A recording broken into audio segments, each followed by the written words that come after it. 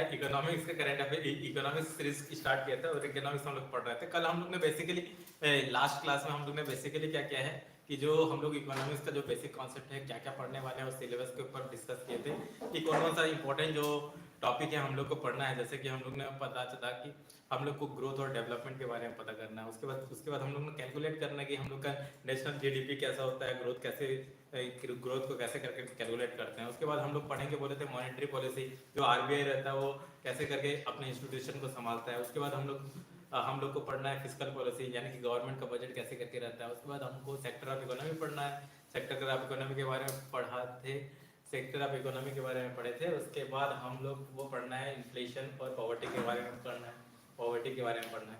तो फिर ये सब चीज पढ़ रहे थे और इसी कारण अब हम लोग क्या है कि जो इंट्रोडक्शन सेक्शन स्टार्ट किए थे इकोनॉमिक्स का। तो बेसिकली हम लोग का जो इंडिया का जो इकोनॉमिक्स है, ठीक है ना, अगर हम लोग लिखे जाए तो एंशियंट टाइम से हमारा एक ऐसा कंट्री है जो कभी भूखा नहीं मरा है, यानी कि हमारा जो कंट्री है हमेशा एग्रीकल्चर यहाँ का इम्पोर्टेंट एक्टिविटी है। और एग्रीकल्चर आज भी एक प्राइमरी एक्टिविटी है यहाँ का, जो कि मोर देन 50% यहाँ पे रिलेटेड है। तो अगर आज हम लोग देखा जाए तो इंडिया का स्टेट ऑफ इंडिया इकोनॉमी को देखेंगे तो इंडिया वर्ल्ड का थर्ड लार्जेस्ट इकोनॉमी है in terms of purchasing power parity, जो कि हम लोग पढ़ेंगे कैलकुलेशन कैसे जीडीपी का कैलकुलेशन होता है उसमें। और अगर रियल टर्म में देखे जाए तो हम लोग का जो इकोनॉमी है फिफ्थ लार्जेस्ट इकोनॉमी है। रिसेंटली हम लोग ने ये जो अमेरिका, चाइना, जापान के बाद अपना इंडिया है। और हम लोग देखा जाए तो हम लोग का इकोनॉमी जो है अराउंड 3 ट्रिलियन के आसपास है।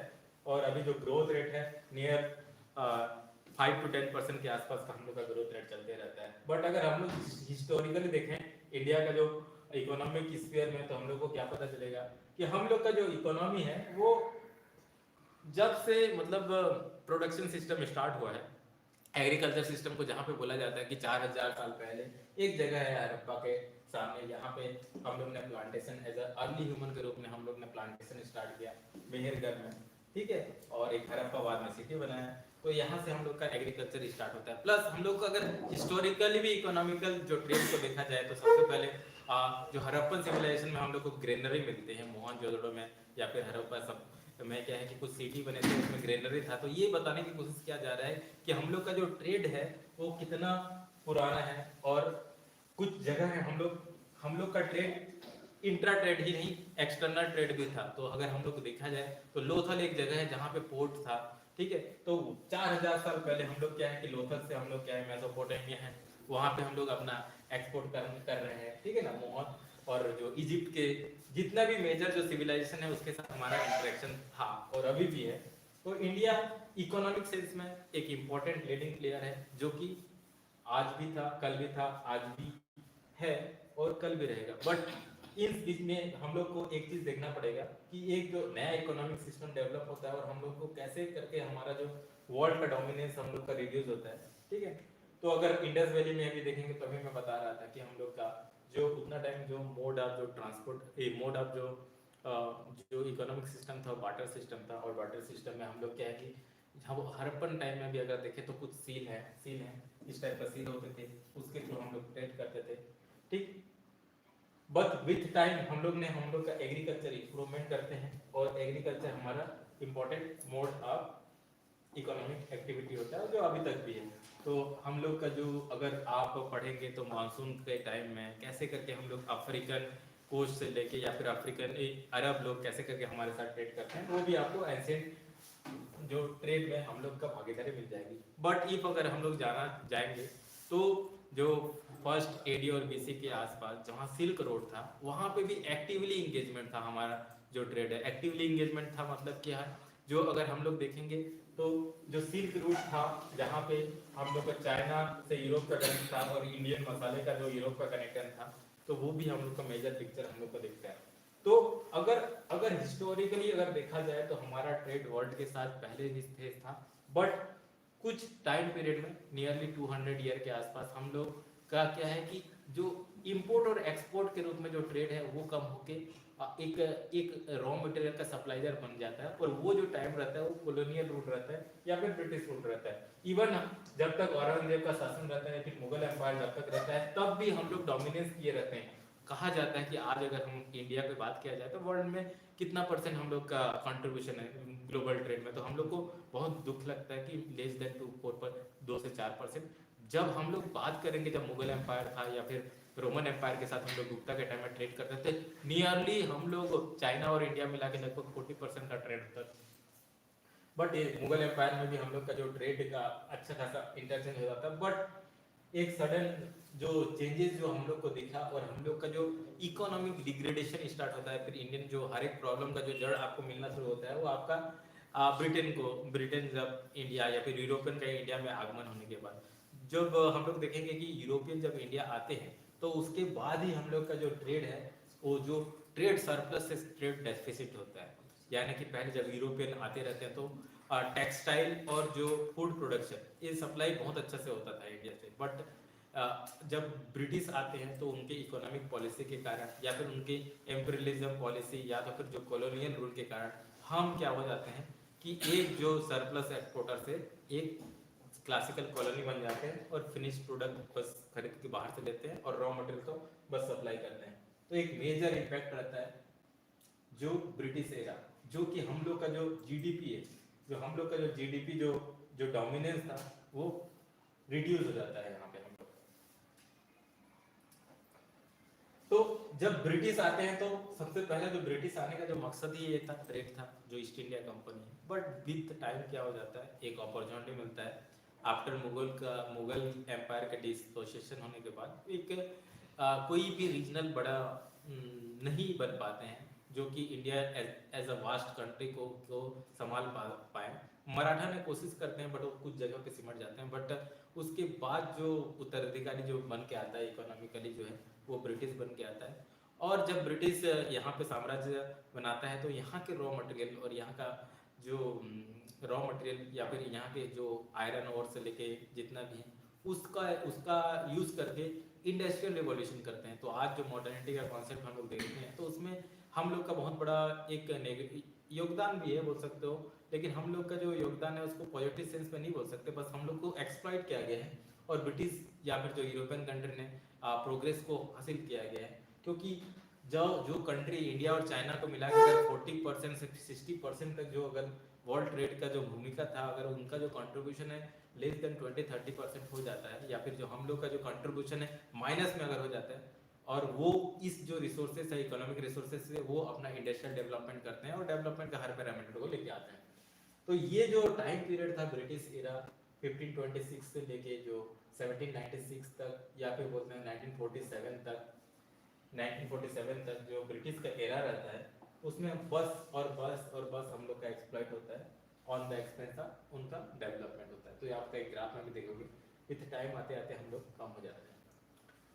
फिर 1947 को अगर देखा जाए वहाँ पे, तो ये देखो ये यहाँ पे एक बहुत इंपॉर्टेंट पैरामीटर बोल रहा है, ब्रिटिश रूल के अंदर जो इंडिया में वर्ल्ड का जो इकोनॉमिक का जो हम लोग का शेयर 25% था, 25% के आसपास वर्ल्ड का शेयर रहता है, वो हार्डली 4.2% के आसपास 1950 तक पहुँच जाता है। और जो इंडिया का जीडीपी है पर कैपिटल इनकम भी स्टेगनेट रहता है, मुगल के टाइम में स्टेगनेट रहता है, फिर धीरे धीरे क्या डिक्लाइन हो जाता है, ठीक है।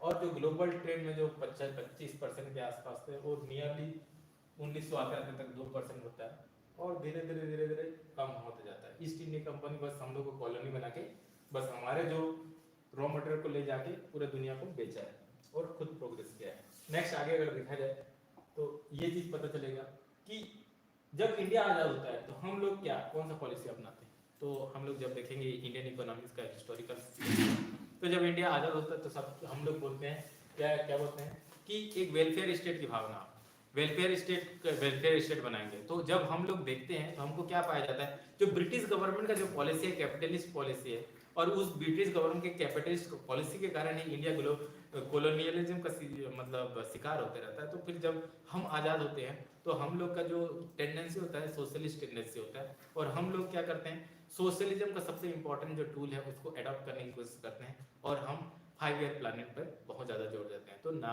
आफ्टर क्या बोलते हैं इंडिपेंडेंस हम लोग फोकस करते हैं कि 5 ईयर प्लान का, और उस 5 ईयर प्लान के थ्रू हम लोग कोशिश करते हैं कि अपना देश का डेवलपमेंट किया जा सके। और ये जो डेवलपमेंट है अच्छा चलते रहता है, उसमें हम लोग PSUs को बहुत ज़्यादा जोर देते हैं जैसे कि जो हमारे जो पंडित नेहरू जी हैं, उन्होंने कहा कि जो जो मॉडर्न इंडिया का जो टेम्पल है पीएसयू होंगे, पब्लिक सेक्टर अंडरटेकिंग, तो पब्लिक सेक्टर का बहुत ज़्यादा इंपॉर्टेंट भूमिका रहती है। बट धीरे धीरे क्या होता है कि जो वर्ल्ड डोमिनेंस में सोशलिज्म एक जो कॉन्सेप्ट है थोड़ा फेड अप हो जाता है, एंड अप आइडियोलॉजी हो जाता है, या फिर बोलते हैं कि जो कैपिटलिज्म वर्सेस सोशलिज्म का एक जो नया वॉर स्टार्ट होता है आइडियोलॉजिकल फ्रंट पे, जिसको कोल्ड वार बोला जाता है। और एक तरह से जो वेस्टर्न वर्ल्ड का जो डोमिनेंस है उसको अमेरिका और वेस्टर्न यूरोप लीड करते हैं। दूसरी तरफ से सोशलिज्म का जो है झंडा या फिर जो वॉर है आइडियोलॉजिकल, वो रशिया और चाइना के ऊपर शिफ्ट होता है। बट विद द टाइम 1991 में क्या होता है कि जो सोशलिज्म का हम लोग का पॉलिसी रहता है, या फिर उसमें हम लोग हैवी इंडस्ट्री पे बहुत ज़्यादा पैसा लगाने की कोशिश करते हैं, वो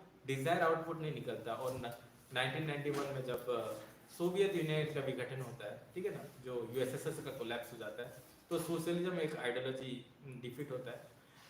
और उसका इम्पैक्ट इंडिया पे भी पड़ता है, और इम्पैक्ट ऐसे पड़ता है कि हम लोग के भी कंट्री में भी बैलेंस ऑफ पेमेंट का क्राइसिस आता है। तो हम लोग बैलेंस ऑफ पेमेंट हम लोग पढ़ेंगे क्या होता है, और उसके आने के बाद क्या होता है कि हम लोग का बैलेंस ऑफ पेमेंट क्राइसिस आने के बाद हम लोग अपने जो पॉलिसीज में शिफ्ट करते हैं और लिबरलिज्म को पॉलिसी को अडॉप्ट करते हैं।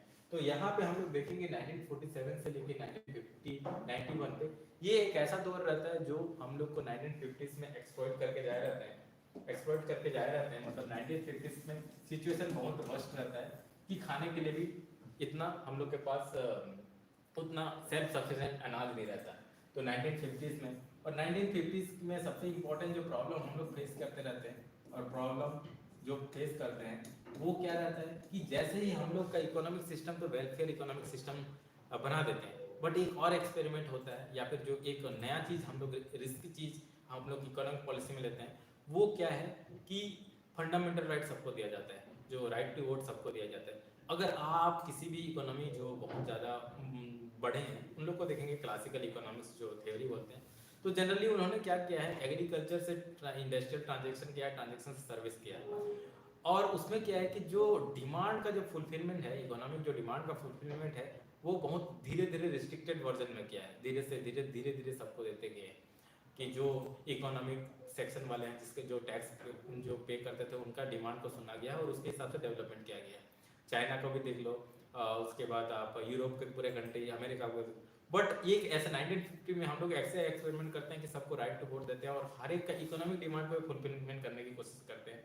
तो जब आप के पास पॉपुलेशन होगा और उनके पास डिमांड होंगे, तो जाहिर सी बात है जो हमारे जो रिसोर्सेज में प्रेशर बहुत ज़्यादा आएगा, और हमारे जो सिस्टम में भी बहुत ज़्यादा था। बट हम लोग ने क्या किया, वेलफेयरिज्म को अपनाया और best part of the socialism और कैपिटलिज्म को अडॉप्ट किया। तो उसके बाद हम लोग देखेंगे कि 1950s में हमारा जो इकोनॉमिक जो ग्रोथ था, जो 5 ईयर प्लान के थ्रू हम लोग करने की कोशिश किए, लेकिन उसमें क्या पाया गया कि 1947 में जब जो हम लोग को सबसे ज़्यादा जो प्रॉब्लम दिख रहा था वो जमींदारी का व्यवस्था था, ठीक है ना। लैंड कुछ ही लोग के पास था, तो उसको रिडिस्ट्रीब्यूशन करने की कोशिश किया गया रिसोर्सेज को, बट इस लेवल पे हम लोग ने सक्सेस नहीं किया जिस लेवल में हम लोग चाहते थे। फिर जो पार्टीशन के कारण क्या हुआ था कि बहुत ज़्यादा प्रॉब्लम को हम लोग झेल रहे थे। उसके बाद 1960s में क्या है कि जो हम लोग first 5 year plan, second 5 year plan को हम लोग एग्जीक्यूट करने की कोशिश कर रहे थे, बट क्या है कि इंडिया और पाकिस्तान के वॉर के कारण इनस्टेबिलिटीज क्रिएट हो गई, और हम लोग अपने जितना भी रिसोर्सेस है इकोनॉमिक उसका यूटिलाइजेशन से अच्छे से नहीं कर दिया। प्लस 1962 में मेजर और इम्पैक्ट होता है, इंडिया और चाइना का लड़ाई हो गया। उसके 1965 में इंडिया और फिर पाकिस्तान का हो गया, और उसके बाद आपका क्या हो गया 1965 में ही एक मेजर ड्रॉट आ गया। तो इस चक्कर में क्या हो गया, इन बेसिक उसके उसके में तो हम लोग के पास इकोनॉमिक रिसोर्सेज ही नहीं बचा, और इकोनॉमिक रिसोर्सेज नहीं बना तो हम अपने देश का प्लानिंग किस तरह से कर पाए, वो भी बहुत बड़ा चैलेंज था। इस टाइम में एक कोल्ड वॉर भी स्टार्ट हो गया था यूएसएसआर और अमेरिका के बीच। तो वो दोनों खेमे हैं, ब्लॉक हैं, हमको हमेशा चाहते थे।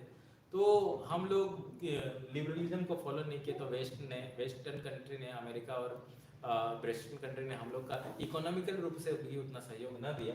बट एट द एंड 1965 में जब हम लोग बहुत ही ज़्यादा, हम लोग के पास खाने के लिए भी उतना वो नहीं था, रिसोर्स नहीं था, तो PL 400 प्रोग्राम के थ्रू अमेरिका ने हम लोग को सहायता की थी कि फूड देने में। बट एट द टाइम हम लोग ने भी रियलाइज़ कर लिया था कि हम लोग को इकोनॉमिक पॉलिसी को अपनाना है, तो हम लोग को फूड में पहले फूड सफिशिएंटी होना पड़ेगा। तो उसी के टाइम में MS स्वामीनाथन जी, जिसका रिसेंटली निधन हुआ है, उन्होंने क्या किया, ग्रीन रिवॉल्यूशन का फाउंडेशन किया, और ग्रीन रिवॉल्यूशन के फाउंडेशन के कारण धीरे धीरे आज 2000 के आसपास में हम लोग ने फूड सफिशिएंसी हासिल की। उसी बीच में 1970s के आसपास, 75 के आसपास में डिमांड तो बहुत था, गवर्नमेंट का खर्चा बहुत था, बट उस लेवल का प्रोडक्शन नहीं कर पा रहे थे। और PSUs, आप जानते हैं PSUs एक एफिशिएंसी के टाइम पे बहुत ज़्यादा प्रोडक्शन नहीं कर पा रहा था। तो धीरे धीरे हम लोग ने क्या हुआ, जो हम लोग ने कोशिश तो किया था कि हम लोग क्या बोलते हैं, इस इंपोर्ट सब्स्टिट्यूशन करेंगे, और उसके इंपोर्ट सब्स्टिट्यूशन इस लेवल से करेंगे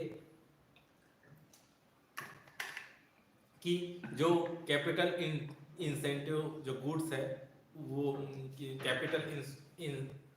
कैपिटल जो इंटेंसिव जो इंडस्ट्री है वो बनाएंगे, और कंज्यूमर गुड को हम लोग बनाएंगे। बट वो उस डायरेक्शन में हम लोग उस लेवल का मैन्युफैक्चरिंग सेक्टर खड़ा नहीं कर पाए। और इस तरह जैसे कोल्ड वॉर खत्म होता है तो उसका इफेक्ट इंडिया में भी दिखता है, और इंडिया में भी बैलेंस ऑफ पेमेंट का क्राइसिस होता है। तो उसके बाद क्या होता है, 1991 के बाद हम लोग एक नया इंडिया, जिसमें क्या किया कि हम लोग ने वाशिंगटन कंसेंसस को एडॉप्ट किया, और हम लोग ने क्या किया, एक LPG रिफॉर्म किया, जिसको एक इकोनॉमिक रिफॉर्म किया, जिसमें क्या बोले LPG कहा गया, लिबरलाइजेशन, प्राइवेटाइजेशन और ग्लोबलाइजेशन। और इसके थ्रू क्या किया, हम लोग ने हमारा जो इकोनॉमिक्स है उसको दुनिया के साथ जोड़ा, और क्या किया, जो ट्रेड था, जो कस्टम ड्यूटी होता है, बाहर से जो ट्रेड करते हैं तो उनके ऊपर जो टैक्सेस लगते रहते हैं, उस टैक्सेस को कम किया। WTO का मेंबर के रूप में हम लोग ने बहुत सारे जो लिबरलाइजेशन पॉलिसी अपनाए। प्राइवेट कंपनी को हम लोग ने इम्पोर्टेंस देना शुरू किया, और प्राइवेट बैंकेज जैसे HDFC, ICICI बैंक को लाइसेंस दिया, और बहुत सारे जो सेक्टर है उसको प्राइवेटाइजेशन किया। प्लस ग्लोबलाइजेशन का जो इंटरनेट वाले या फिर डिजिटल इकोनॉमी की तरफ हम लोग ने भी अपना कदम ओपन किया। और 21st सेंचुरी आते आते तक जो लिबरलाइजेशन LPG को अडॉप्ट करने के बाद जो हम लोग का बैलेंस ऑफ पेमेंट जो क्राइसिस हुआ था, जिसमें $6 बिलियन का जो हम लोग ने फॉरेन रिजर्व लोन लिया था, उसको हम लोग ने 10 साल के अंदर ही मतलब दे दिया, डेब्ट को रिटर्न वापस कर दिया। बट उसके बाद धीरे धीरे हम लोग ने क्या किया, 2000 के बाद हम लोग देखा जाए तो LPG रिफॉर्म के बाद उसके बाद बहुत सारे जो सेक्टर हैं उसमें पॉजिटिव इम्पैक्ट हुए, और आज हम लोग उस ग्लोबलाइजेशन प्रोसेस के कारण आज हम लोग क्या है कि वन ऑफ द लीडिंग जो सर्विस प्रोवाइड करने वाले कंट्री बन गए। प्लस हम लोग का जो ऑटोमोबाइल सेक्टर है वन ऑफ द बेस्ट हो गया है। प्लस अगर आप जो हेल्थ सेक्टर देखा जाए तो वर्ल्ड का फार्मेसी कहला रहा है इंडिया। और कोविड के टाइम में आपने देखा कि हम इतना सक्षम हो गए कि आपने खुद का वैक्सीन प्लस और जितना भी टूल किट सबने डेवलप किया। और रिसेंटली जो प्रेजेंट गवर्नमेंट 2000 तो ये रिफॉर्म प्रोसेस चलते रहा। 2014 में एक इम्पॉर्टेंट पॉइंट आया जिसमें क्या है गवर्नमेंट ने क्या है कि और ज़्यादा प्रो लिबरल पॉलिसी की तरफ हम लोग ने कदम रखा है। तो जो हम लोग का जो प्लानिंग सिस्टम का जो फाउंडेशन था, जो सोशलिज्म का नींव था, उसको डिस्कार्ड किया गया 2015 में। और जो प्लानिंग कमीशन है उसको ख़त्म कर दिया गया। और उसके बाद हम लोग नीति आयोग बनाए। और नीति आयोग बनाने के बाद अब बहुत ज़्यादा पब्लिक प्राइवेट पार्टनरशिप के थ्रू हम लोग कंट्री को आगे बढ़ाने की कोशिश कर रहे हैं। और इसमें बहुत सारे जो प्रोग्राम लेके आए हैं ताकि हम लोग का मैन्युफैक्चरिंग सेक्टर को उठाने की बात कर रहे हैं, जिसमें क्या है कि made in India, make in India, startup India, digital India, ये सब बहुत सारे गवर्नमेंट स्कीम है थ्रू विच हम आत्मनिर्भर भारत थ्रू विच हम लोग करने की कोशिश कर जा रहे हैं कि हम लोग का इकोनॉमी को 5 ट्रिलियन इकोनॉमी बनाने की मोदी जी का या फिर जो डेवलप्ड कंट्री बनाने का जो विजन है उसको पूरा करने की कोशिश कर रहे हैं। तो अगर हम लोग इकोनॉमिक सेंस पे देखा जाए तो आज आफ्टर बहुत सालों के बाद फिर से हम लोग अपना जो ग्लोबल इकोनॉमी में जो एक हिस्टोरिकल हम लोग का जो एडवांटेज पॉइंट था या फिर जो ग्लोबल इकोनॉमी के साथ जो हम लोग कनेक्टेड थे, आज फिर से हम लोग अपने प्रोडक्ट के थ्रू आज फिर से हम लोग उस राह में जा रहे हैं कि कुछ दिनों के बाद हम लोग का जो शेयर होगा वर्ल्ड इकोनॉमी में वो बहुत आगे बढ़ेगा। तो हम लोग ने बहुत सारे प्रोजेक्ट भी स्टार्ट किया है और बहुत सारे यूरोपियन कंट्री और अमेरिकन कंट्री के साथ। रिसेंटली G20 का समिट भी हम लोग ने किया और उसमें एक बहुत मेजर इवेंट जो आया, जो हिस्टोरिकली जो वर्ल्ड ट्रेड का जो डायरेक्शन चेंज कर सकता है, वो था IMEC प्रोजेक्ट। तो हम लोग ने स्टार्ट किया है, IMEC प्रोजेक्ट स्टार्ट किया है, जिसके IMEC प्रोजेक्ट के रूप में जो इंडिया होगा, मिडिल ईस्ट और यूरोप को जोड़ने की कोशिश करेंगे। तो ये एक गेम चेंजर हो सकता है next with in a decade. कुछ मेजर इम्पोर्टेंट मतलब हम लोग का शिफ्ट होगा और कहा जा रहा है कि 2050 तक इंडिया एज ए इकोनॉमी की वर्ल्ड का टॉप 2, ठीक है ना, टॉप 2 इकोनॉमी बढ़ सकता है GDP इन रियल टर्म और नॉमिनल टर्म में। परचेसिंग पावर में तो टॉप 3 में है। कुछ ही समय में बहुत सारे जो हमारा पॉजिटिव इन्वायरमेंट क्रिएट हो पाया है अभी स्टेबल गवर्नमेंट के कारण। तो ये शॉर्ट ब्रीफ था हमारा जो हिस्टोरिकल जो हम लोग का इकोनॉमिकल डेवलपमेंट है। तो आज अगर देखेंगे तो आज हम लोग का जो प्राइमरी सेक्टर, जो आज हम लोग का प्राइमरी सेक्टर एग्रीकल्चर में भी हम लोग का कंट्रीब्यूशन बढ़ते जा रहा है। धीरे धीरे जो एग्रीकल्चर जो स्टेगनेंट हो गई थी और जो कि सबसे ज़्यादा कंट्रीब्यूटिंग करते थे पहले, ठीक है, वो आज फिर से लोगों का ध्यान एग्रीकल्चर पे जा रहा है। तो नए नए टेक्नोलॉजिकल मेथड या फिर मैकेनाइजेशन के थ्रू हम लोग क्या कर रहे हैं कि हम लोग का एग्रीकल्चर सेक्टर आगे बढ़ रहा है और उसका कंट्रीब्यूशन भी बढ़ रहा है। मैन्युफैक्चरिंग सेक्टर में जैसे कि मैंने बोला कि अभी बहुत सारे गवर्नमेंट का इनिशिएटिव है, आत्मनिर्भर भारत से make in India, made in India. तो उसके कारण क्या है कि हम लोग का फिर से हम लोग इंडस्ट्रियल सेक्टर हम लोग का उठ रहा है। सर्विस सेक्टर में जो 1991 के लिबरलाइजेशन रिफॉर्म के बाद जो सबसे इम्पोर्टेंट जो चीज़ हुआ है वो है हम लोग का जो सर्विस सेक्टर है। हम लोग का जो सर्विस सेक्टर है वो बहुत ही अच्छा प्रदर्शन कर रहा है। बट इस प्रॉब्लम, इस जो इकोनॉमिक रिफॉर्म का जो प्रोसेस स्टार्ट हुआ है, इसमें ये बहुत सारे क्रिटिसिज्म भी हो रहा है। बहुत सारे एक्सपर्ट यही बोल रहे हैं कि जो इकोनॉमिक रिफॉर्म जो हम लोग प्रोसेस स्टार्ट किए हैं उसमें क्या हो रहा है कि कंसंट्रेशन ऑफ वेल्थ हो रहा है और कुछ फ्यू लोग का ग्रोथ हो रहा है, उसमें डेवलपमेंट नहीं हो पा रहा है, सबका डेवलपमेंट नहीं हो रहा है, यानी कि इंक्लूसिव डेवलपमेंट नहीं हो रहा है। और जो जो फ्रूट ऑफ द प्रॉफिट हो रहा है इस डेवलपमेंट मॉडल का कुछ फ्यू लोगों के पास जा रहा है। तो बहुत सारे लोग आर्ग्यू करते हैं कि इसमें क्रोनी कैपिटलिज्म में बढ़ा है इंडिया में भी। और जो जो इनइक्वलिटीज़ का लेवल है वो बढ़ते जा रहा है और इनइक्वलिटीज़ का लेवल हम लोग को बहुत जगह पे देखने के लिए मिल रहा है। और कुछ ऑक्सफॉर्म का रिपोर्ट आया है, उसमें ये बताया जा रहा है कि 77% ऑफ द जो इंडिया का वेल्थ है कुछ कंसंट्रेटेड है 10% लोगों के पास है। तो ये जो इनइक्वलिटीज़ का फैक्टर बहुत ज़्यादा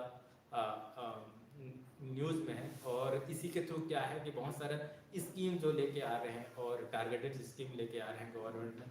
और कहा जा रहा है कि एक इम्पोर्टेंट न्यू एक्सपेरिमेंट का जो हो रहा है उसमें क्या किया जा रहा है कि ये डिस्पेरिटीज़ को कम करने के लिए या फिर जो इकोनॉमिक सिक्योरिटी देने के लिए, प्रोवाइड करने के लिए एक नया जो कॉन्सेप्ट है जिसको आर्गूमेंट किया जा रहा है और पॉलिसी मेकिंग में लेके आया जा रहा है, और वो है basic income, universal basic income. तो यूनिवर्सल बेसिक इनकम की बातें कर रहे हैं और यूनिवर्सल बेसिक इनकम अगर आ जाता है तो कुछ जो बेसिक इनकम देने की बात कर रहे हैं हर एक को मिल सकता है।